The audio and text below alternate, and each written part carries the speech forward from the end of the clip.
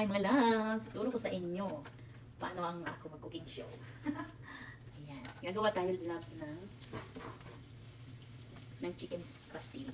Ay actually, hindi talaga siya chicken pastil. May version na. So, garlic muna loves. Ayan. Papabrown ko muna yan siya. Ayan o. Ayan. Tapos, okay loves, medyo na brown and garlic. Natanggalin ko siya.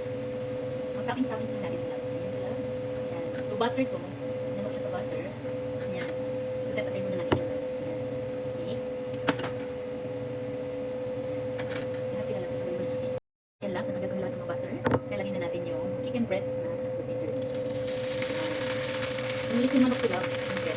So, maliniwan talaga yung parang ganyan. Ayan.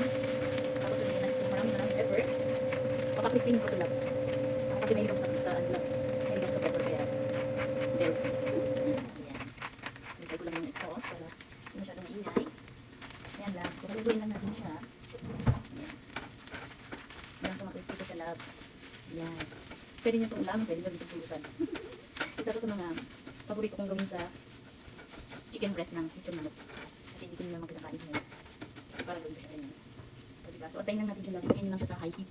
Ayan. Antayin lang natin, ha? Medyo crispy. Mga loves, kung gusto nyo kung parang konting anghang, lagyan nyo siya ng Korean chili powder. Ayan. Konti lang loves. Itong Korean chili powder na ito, hindi masyadong ayan na, salitan natin. Ay, salitan yung ulo natin. Ayan, diba? Pag kulang sa butter love, lagyan ko siya ng konting butter sa olive oil. Kaya yan, lagyan ko ng olive oil. Para talagang makikita siya love. Then matapos, ikutin mo. Diba? Ay, kahit ang cooking show, hindi pa sila rin dito kitchen namin. Kaya tapos na yan dito. Kaya hindi natin kitchen. Para hindi lang puro kain na ganyan sa akin love, diba? Ayan. So, make sure ihiwa-hiwalay nyo ito na lang para bawat yung glass crispy. Ayan. Ito na, meron ako isang sekreto ng pakisarap pala. Worcester char sauce. Diba? Ayan. Try nyo to love, the best. Enough lang na talagang kung gusto nyo toyo, lagyan nyo na kahit anong nor, seasoning, Worcester char sauce. Ayan, malapit na sila. Ako kasi gusto ko yung crispy talaga sila. Kung hindi ko na makikita kung pumuputi-puti siya. Ayan.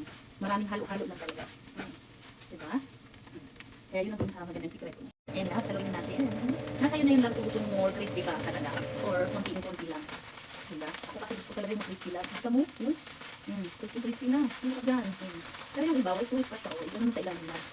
Ayan. So, dito makaintip lang loves. Parang ganito kalito. Ayan loves. Perfect na siya loves. Ayan. Diba? Crispy na siya. After 30 minutes yun siya mong halo-haloin loves. Talagang yung gusto mo. Tapos yung garlic. Balik mo siya loves. Ayan. Ayun mo siya. Balik yung juice. Ayan. Balik mo yung garlic. Kasi, ayan, may sauce. Kailan mo kasi yung sauce. Ayan. Diba loves? Hindi yan sa sinuga. Crunchy-licious yan siya loves. Ang tawag dyan. Crunchy-licious. Ayan. So, diba? Ang ganda-ganda. Ang ganda yung ako love. So, gusto mo makrunchy pa kunti yung mga garlic. Ayun na siya. Hanggang sa ganyan na siya love. Ayan. Ayan na mga loves. Nakita nyo? Hindi yan siya sunog loves. Ang sarap. Nasa work pa lang ako. Imagine ko na to. Yung gagawin. Kaya, ito yung mga garlic loves. Ito na. Ayan.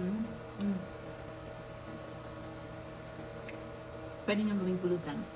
Love.